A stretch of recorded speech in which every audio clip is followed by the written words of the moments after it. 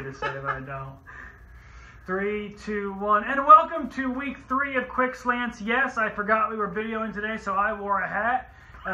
Chris Boyle has been gone for 3 days and magically shows back up, drafts a terrible fantasy football team last night. And I was clutch, though. I came all the way back from Atlanta just to do this video with you. That's true, and you did a fantasy football draft on your way home while driving, so that was safe. I was in the passenger seat. Let's put that out there on the record. I was in the passenger seat. Week 3 of the high school football season. I'm Zach Dean. This is Chris Boyle. A lot of good games this week. Like we've been on a good run here early on in the year. I think the big game this week is, do we decide, is it the Battle for or Battle of the Bone? It's the Battle for the Bone. Battle for the Bone. The Bulldogs versus the Bulldogs. Who you got? Bulldogs versus the Wolves. Oh, it is the Wolves. Actually, it's the Wolf Pack, as we figured out. Yes, they were Wolf Pack. They were Wolf Pack on a jersey, but yeah, Wolf Pack, Bulldogs. So why is it the Battle of the Bone? I don't understand. Well, I guess the Wolves are dogs, right? They're I guess types of dogs. Whatever. Who do you got? Well, both of these teams are going to hope we pick against them. That's all we've done so far, and they've made us look so dumb. I have not picked DeLand once this year. They proved me wrong both times, and then Deltona made us all look really bad last week. 35-6 at home against Spruce Creek. I mean, it was a very surprising performance just because of the way in which they won. They created 5 turnovers. All in about a 5-minute span, too, it seemed. Yeah, it was a storm. Like, they created 5 turnovers, scored two defensive touchdowns. Isaiah Gordon capitalized on short field, ran for 3 touchdowns. Great fantasy day for him. Exactly. So, I mean, Deltona really came to play, and I think kind of surprised us in the manner in which they did it. Last year, they scored 1 defensive touchdown. Now, 2 years ago, they scored a bunch. If you remember, that defense that had a whole bunch of seniors on it. They were taking the ball away and getting to the end zone pretty regularly. But this year, they've already scored 3 defensive touchdowns in 2 games. So they will hurt you if you make mistakes. DeLand really hasn't made any mistakes. You look at the way they've gone about it. They've protected the ball. They've been explosive. They've had a whole bunch of really big plays at key times. And a bend but don't break defense. Right.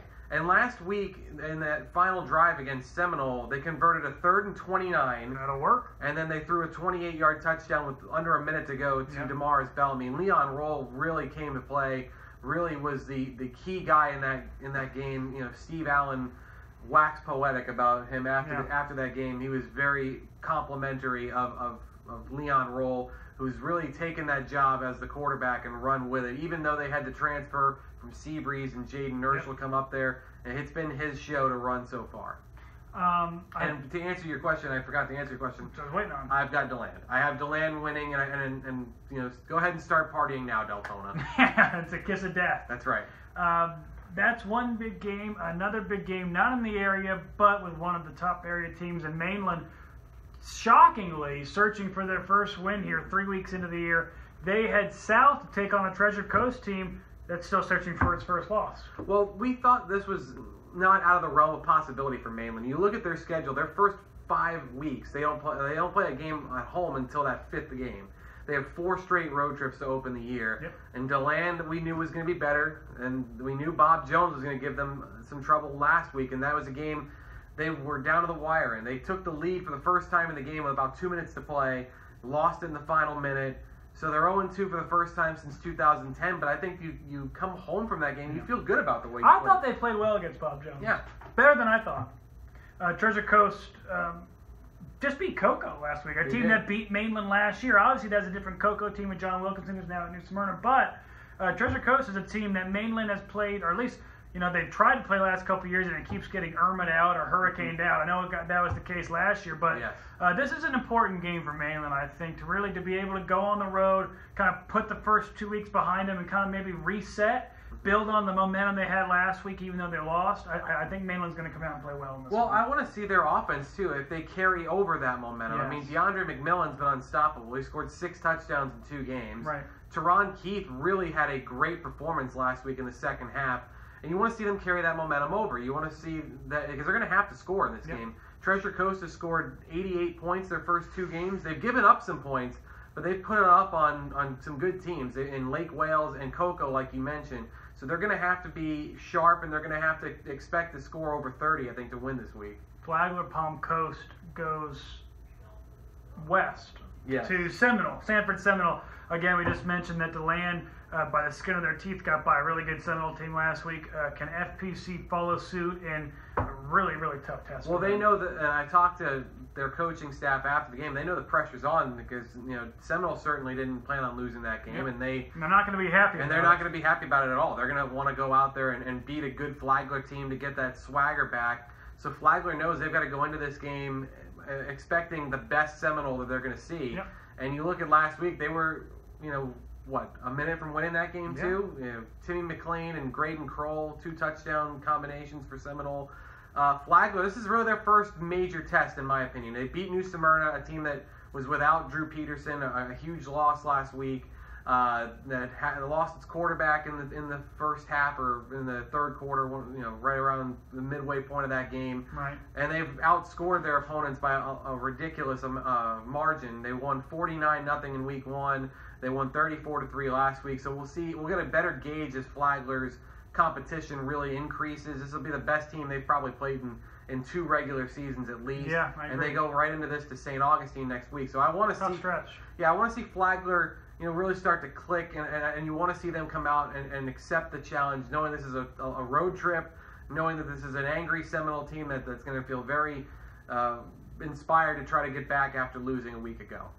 Atlantic is a team we have not seen yet this year. They seem to be on the road all the time. They are back this week. Mm-hmm. Their home opener, they have Pine Ridge. What do you think of that? Well, it's another team in Pine Ridge that has had a long time to think things over. They had a bye week last week. It was a dreadful start to the year. Yeah, they got blown out 62-0 by Ware County. They lost 28-7 to Father Lopez. They've changed their offensive coordinator. They've made some wholesale changes in the lineup. I think that you're going to see a much different looking Pine Ridge team this week, and you want to see if they can match the intensity of Atlantic. Because Atlantic, everything's rolling right now. Yeah. You look at the spring, you look at the kickoff classic, you look at last week where they were up 34-0 against Bell, a game that didn't even make it to halftime because of weather. But everything's going their way right now, and they still don't have Ty Barong back, and he's supposed to potentially be back as early as next week. So if he's back, you add them to what could be a 2-0 Sharks team. You start to look at them and think, maybe some of that big hyped preseason talk that they've boasted about has some real merit to it. I mean, you don't see that a lot where they actually, anybody with that much hype actually follows through. But Atlantic with a chance to, keep writing that narrative. Finally, I'm going to be at that game. Finally, the last game, Spruce Creek and Matanzas. Spruce Creek, talk about dreadful losses, just miserable last week. Maybe the worst performance under Andy Price, at least certainly in a long time. Andy Price said he had never coached a team that had 5 turnovers. Right. Matanzas coming off a much-needed bye after getting beaten by FPC. These 2 teams on paper looks like Spruce Creek should win, but if they felt like they did last week, Matanzas can win this game. Yeah, and both of these teams really want to put that behind them. I mean, you look at neither of those teams are going to be proud of what they accomplished in their last games. I mean, Matanzas gets the benefit of the bye week. Spruce Creek, you wonder maybe if it'll be helpful to them to get right back on the horse and try to overcome a loss to Deltona in the manner in which they lost that game. I think Marvin Scott only ran the ball 3 times last week. 3 or 4 times. Yeah, so he didn't play a whole lot. He was banged up in that game. The turnovers were killer. They were winning that game, too. They're up 6-0.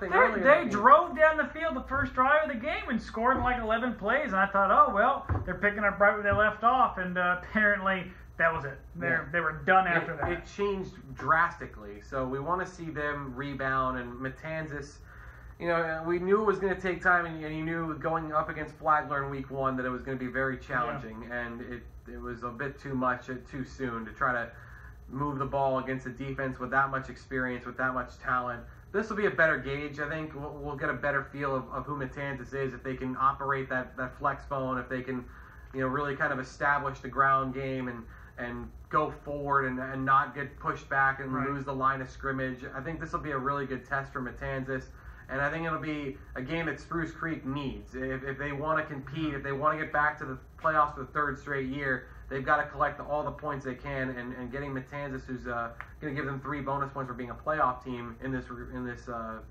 scheduling cycle, they will be able to do that as well. You're going to be at the battle for some sort of bone, which I've never seen, Deltona and DeLand. I'm going to check out Atlantic since they're finally here and see what all the hype's about.